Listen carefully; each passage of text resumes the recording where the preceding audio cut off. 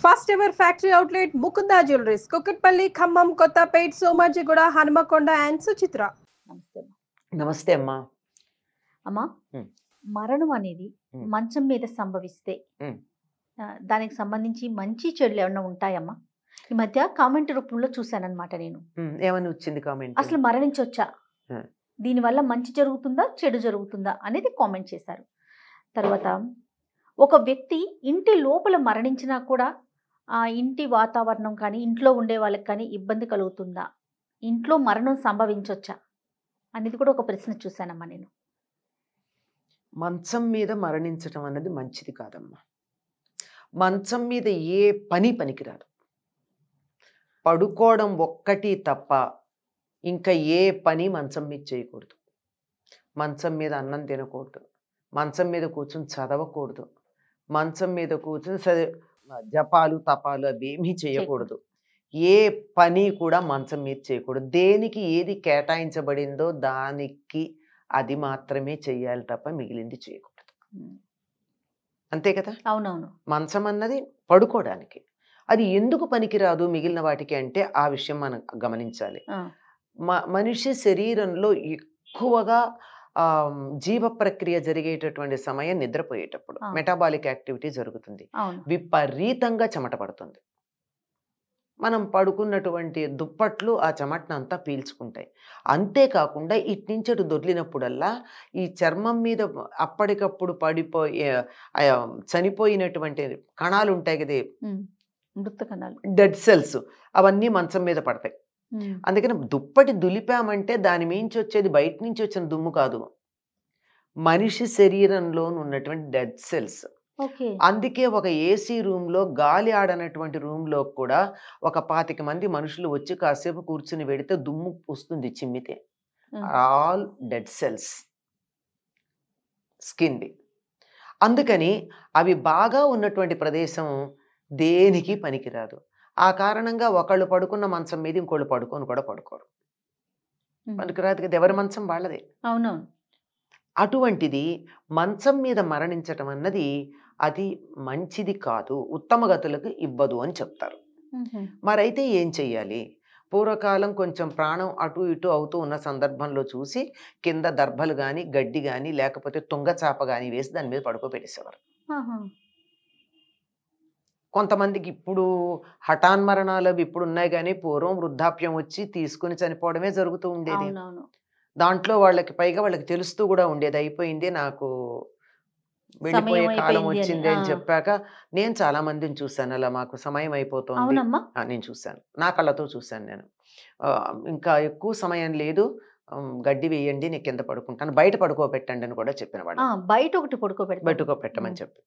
ఎందుకంటే దాని మంచం మీద గనక శరీరం వదిలినట్టయితే కూడని చోట వదిలింది కనుక వాళ్ళకి ఉత్తమ గతులకి వెళ్ళడానికి వీలు కాదు. మంచం శయనము భోగము రెండింటికి ఇంకా దేనికి పనికిరాదు. పూజకి ఎలా పనికొస్తున్నామో పనికిరాదు కదా, కాదు కదా. అంటే భోగానికి పనికొచ్చేది పూజకి పనికిరాదు.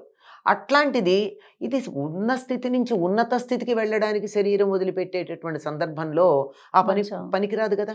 అందువల్ల ఉత్తమ గతులకు వెళ్ళడానికి పనికిరాదు అని చెప్పి, ఉత్తమ గతికి వెళ్ళరు అని చెప్పి కింద పడుకోబెడతారు. కనీసం ఎలా చేస్తారంటే ప్రాణం పోయింది అని అన్నాకన్నా కింద పడుకోబెడతారు. తెలిస్తే ముందే పడుకోబెడతారు, లేదంటే కనీసం ప్రాణం పోయింది అన్నాకన్నా మంచం మీద ఉంచకూడదు. ఒట్టి బట్ట ఉండాలి, గడ్డు. అసలు బట్ట లేకపోయినా గడ్డి మీదనే పడుకోబెట్టాలి. గడ్డు మనకు అప్పటికప్పుడు దర్భాలు దొరకవు. ఒక్క దర్భ ఏదో గ్రహణం కోసం తెచ్చిపెట్టుకుని ఒక దర్భున్నా వేసి దాన్ని ఆ గడ్డిలో వేసి దాని మీద ఒక ఏదన్నా బట్ట వేసి పడుకోబెట్టడం జరుగుతుంది. అలా చేయాలి. ఎందుకంటే ప్రాణం పోవడం అనేది హఠాత్తుగా ఒక్క క్షణంలో పోదమ్మా, ఒక్క క్షణంలో పోదు, అది క్రమక్రమంగా పోతుంది. గమనించినట్టయితే శరీరం మామూలు నార్మల్గా ఓల్డ్ ఏజ్తో శరీరంలో శక్తి అయిపోయి ఆయువు అయిపోయి శరీరంలో ఏమాత్రం ఈ ప్రాణాన్ని భరించగలిగినటువంటి స్ట్రెంగ్త్ ఈ శరీరానికి లేకుండా శరీరం వదిలిపెట్టేటప్పుడు ఇంద్రియాలన్నీ ఒక్కటొక్కటి పనిచేయడం మానేసి, ఈ మెడనరం దగ్గర కూడా ఇది ఉండదు, ముందర ఇక్కడ ఉంటుంది, ఇక్కడ చూస్తారు ప్రాణం ఉందా లేదా అని. ఇక్కడ కూడా కొట్టుకోకపోయినప్పుడు చీలమండ దగ్గర చూస్తారు నాడి కొట్టుకుంటుందా అని. అక్కడ కూడా కొట్టుకోవడం మానేసిందంటే ఇలా కంటి రెప్ప ఎత్తి చూస్తారు కనుపాపలో కదలికుందా అని. అది కూడా లేదంటే ఇంక అయిపోయినట్టు. అంచేత ఈ క్రమంలో ఏదైనా ఇంకా పూర్తిగా పోయినట్టు కాదు కదా, ఈ క్రమంలో ఏదైనా ఒక గుర్తు వచ్చిందంటే వెంటనే కింద పడుకోబెట్టేవారు పూర్వం. ఎందుకని? వీరు మరణిస్తారు అనేటటువంటి సంగతి తెలుస్తోంది గనక. ఇప్పుడు హఠాన్మరణాలు, దుర్ఘటనలు, అందుకే దుర్ఘటనల్లో పోయినటువంటి వారికి ఉత్తమగతులు రావడం కష్టం అని చెప్పడానికి కారణం ఇది. ఈ క్రమం జరగదు గనక. ఈ క్రమంలో శరీరం నెమ్మదిగా వదిలేటటువంటి ప్రక్రియ జరుగుతోంది. ఈ జరిగేటటువంటి అప్పుడు ఇలా అవుతుందన్నమాట.